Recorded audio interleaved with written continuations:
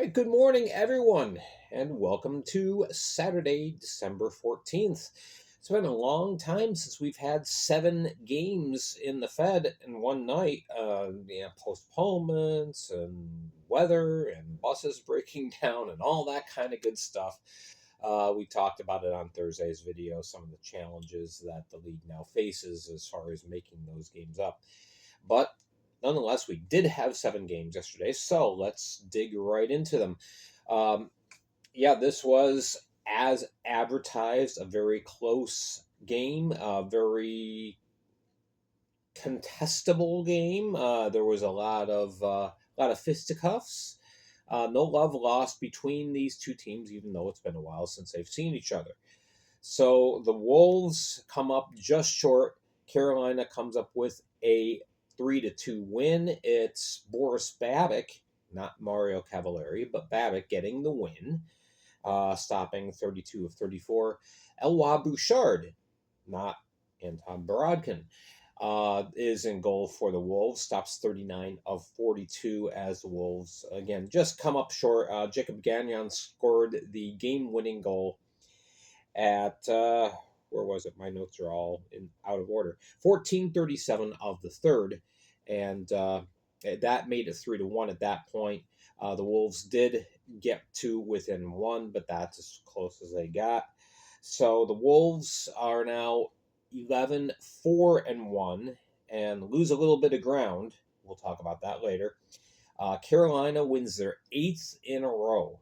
They're now 11-1-3 and sitting in second place in the Continental Division. So things very tight, as we talked about, with the top 3 teams in the Continental. We go on to this game. This was a surprise of the night. Not necessarily that Monroe won, but that they put up a 7 spot against the Columbus River Dragons, who are usually very defensively responsible. And Monroe just lit it up. Not a good night for William Lavalier. See, now I'm getting the pronunciations mixed up. Lavalier did not have a good night. He only stopped 18 of 24. However, Marcus Ekholm-Rosen, he makes 27 saves and 30 opportunities. So the game-winning goal is scored by Scotty Koash early in the third, 3:35, and then the snowball effect kind of came into play, and Monroe just exploded for a bunch of goals in that third period. Another surprise is that there was only 2,300 fans in attendance in Columbus. Attendance has been a little tough down there this year. But anyway, unfortunate matter, Nolan Slaheta, he gets a spearing match penalty late in the third period. He will probably be looking at a suspension. We will watch the transactions page, and we'll see. But Monroe is now 9-7-4 and climbing up the ladder a little bit. Columbus 10-3-3. It is Corey Cunningham with 2 goals and 2 assists on the night. Koash 2 goals and an assist. A lot of multiple point scorers for Monroe. Okay, so then the final game on this board, the Blue Ridge Bobcats travel to Baton Rouge. I expected this to be a close game, and it was right down to the wire. An empty net goal that sealed the deal, but it was a 4-2 win for the hometown Zydeco, and they hold on to first place. So it was Hunter Vorostik getting the start, stops 23 of 26. Brendan Colgan stops 22 of 24 for the win. Game-winning goal scored by Chris Ciolik, and kind of ironic in that Ciolik started the year with the Bobcats this year, and he comes back to haunt his own old team. 12:01 of the third period. That broke a 2-2 tie at that point, and Osceola ends up with the big goal for the night. We had Narek Alexanian scoring a goal and assist for the Zydeco on the night, who improved to 13-5-2. Meanwhile, Blue Ridge falling to 8-5-2. Their 4-game winning streak is snapped. These guys play two more times. They play tonight and they play Sunday. So going to be a very, very interesting weekend for both teams, for sure. All right, so in the battle for Michigan, the battle I-94, whatever you want to call it, it's a battle.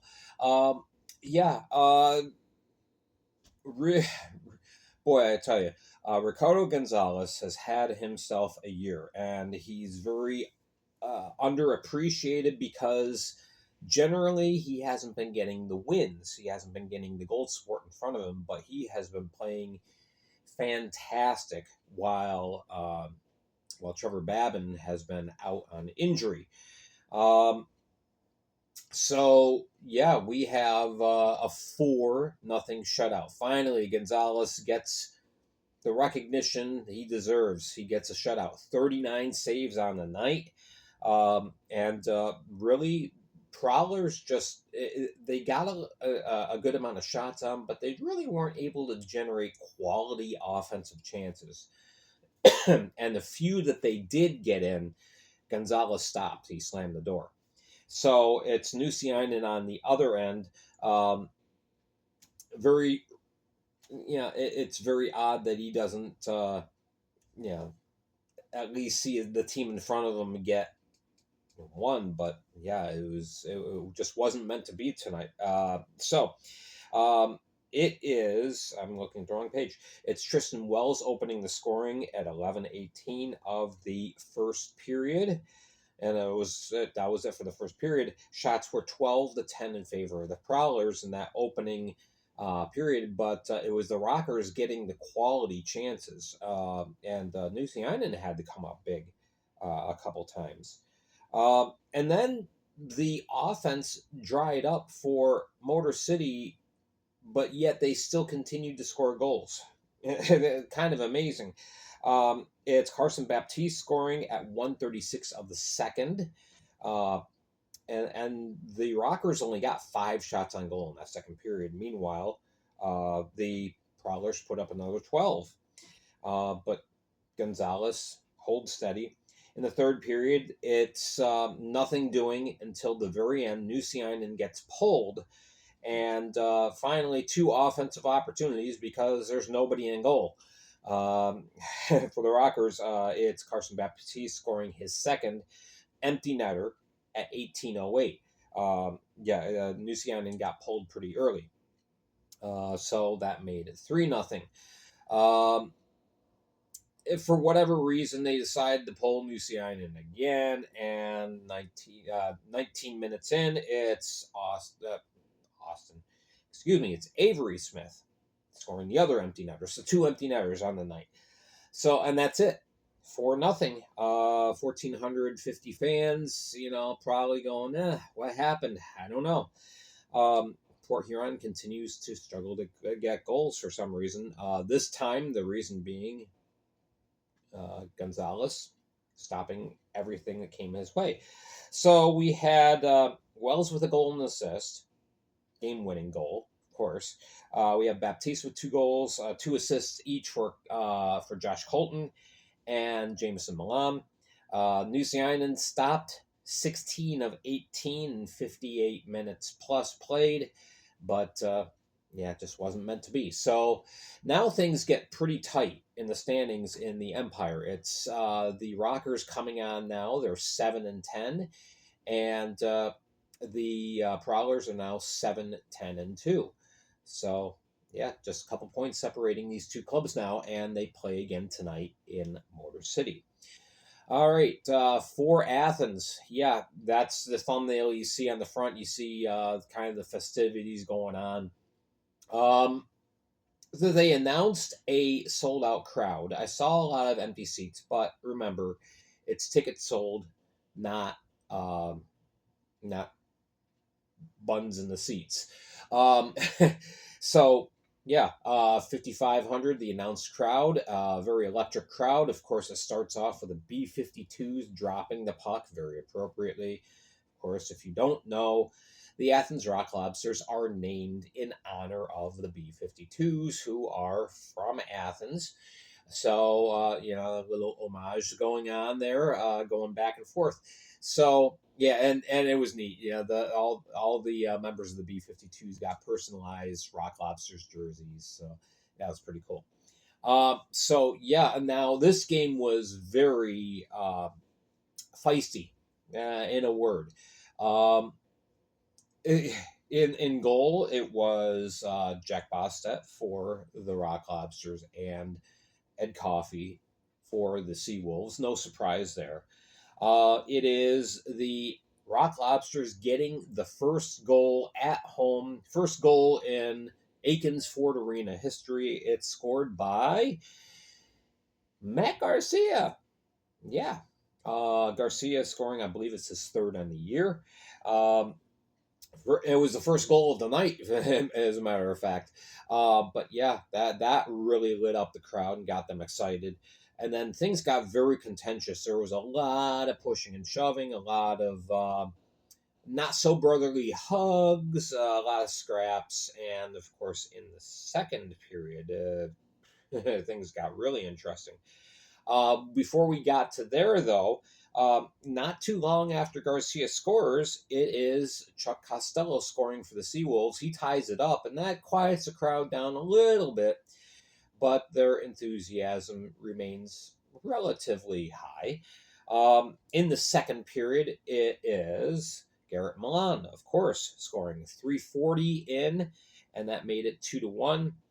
Then at 8:48, then we had a full brawl. Everybody on the ice lined up and decided to square dance, and we had three 10-minute misconducts and 10 game misconducts that came out of it.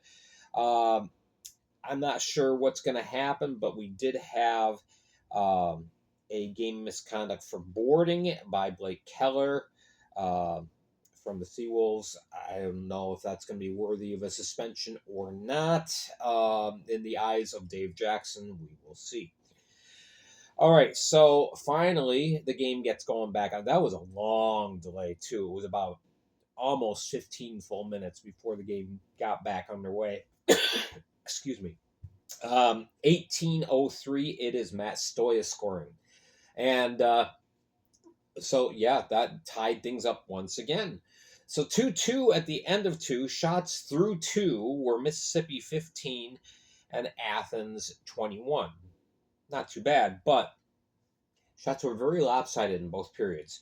In the first, it was Athens 17-5, and then it was 10-4 for Mississippi in the second. So Athens didn't get a whole lot of offense in the second period, and yet they ended up with the one goal by Milan.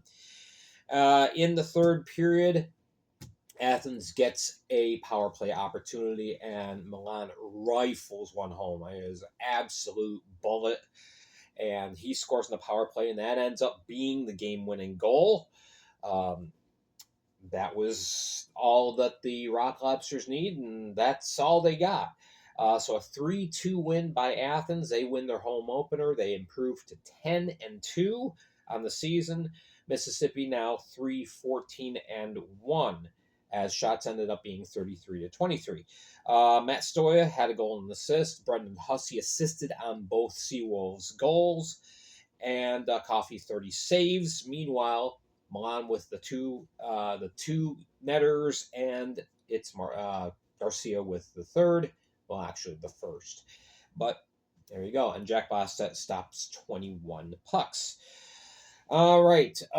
The kind of battle for 84. And I don't know if it's because it was originally not going to be a game in Danbury that night, but yeah, small crowd, only a little over 700 in attendance. But that's one of the biggest crowds that for a home game that the Venom have had. So now called the HC Venom. And they pull off a 4-2 win. It is two reasons. Mantis Noriega and John Moriarty. Moriarty put up a goaltending clinic for the ages. Just absolutely fantastic. And despite just one short outburst and where Danbury was able to generate a couple of goals, Moriarty looked like a giant in net. Just wow, what a performance! Totally amazing, very worthy of getting a star of the game last night.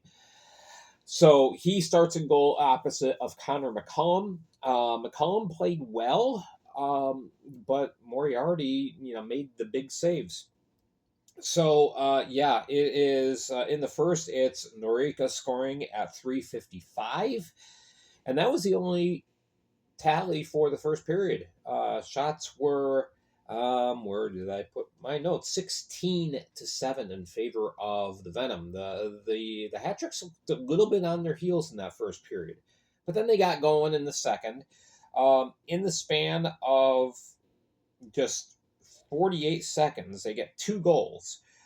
First, it's Chase Harwell, and then it is Johnny Ruiz scoring.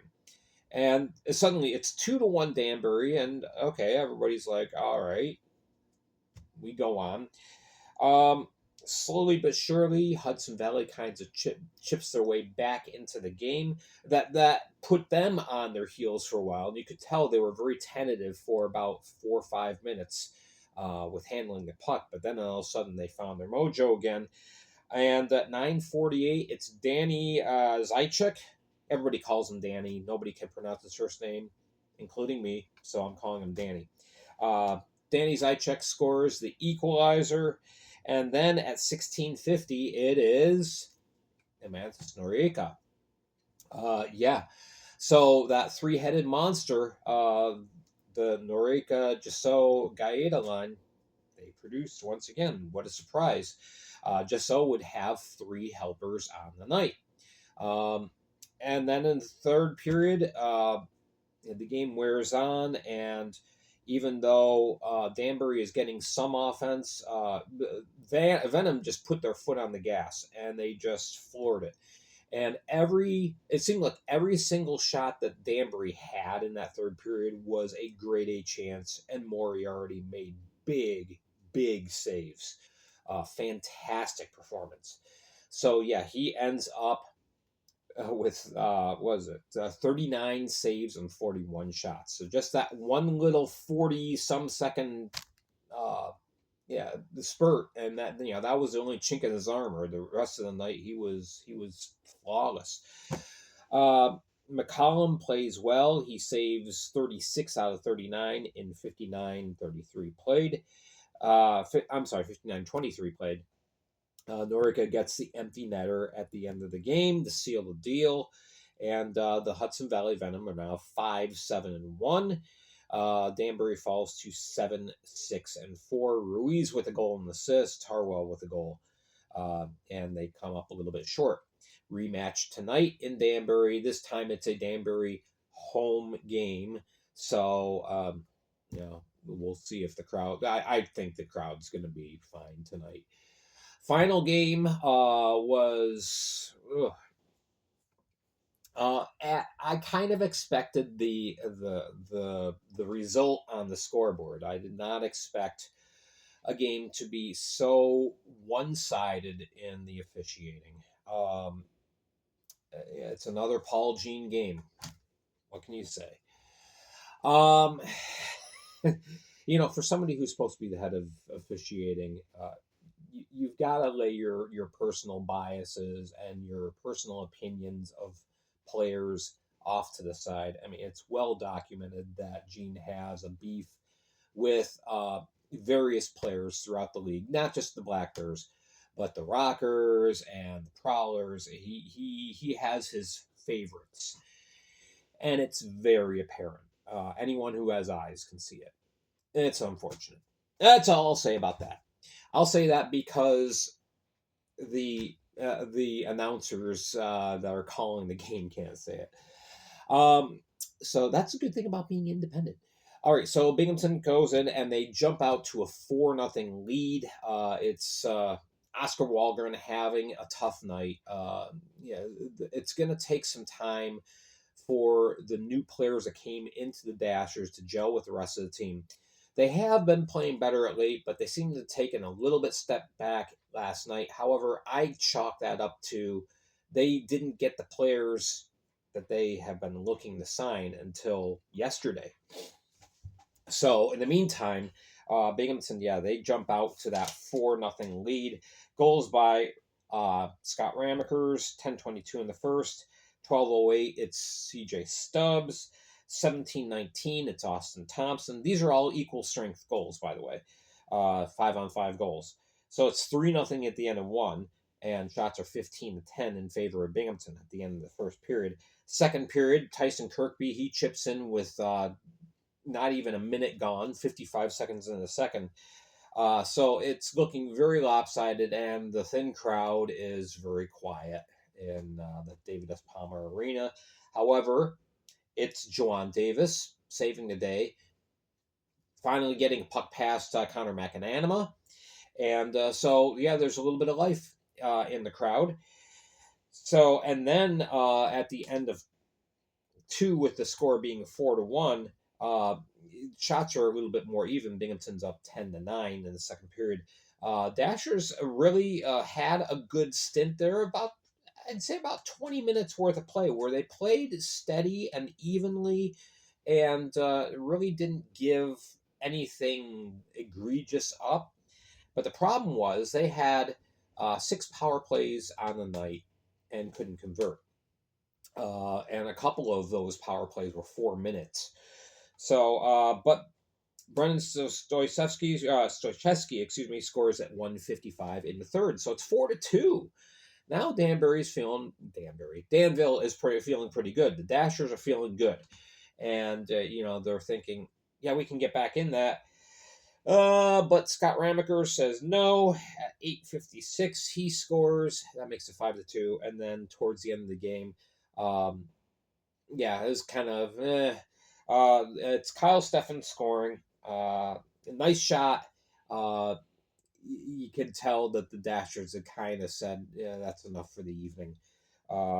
Very frustrating for them. Very frustrating game overall, especially in the way that it was called. So it's a 6-2 win for the Black Bears, who improve to 15-3-1. They gain another 3 points on Watertown. The Dashers fall again, 1-14-2. But with the new talent that they just got, plus what they already had, they were starting to build. I see better days ahead for the Dashers. I'm not saying they're going to go on a 12-game winning streak, but I think you're going to start seeing them pulling out some games here and there. All right, so crowd of 482. I wish there was more.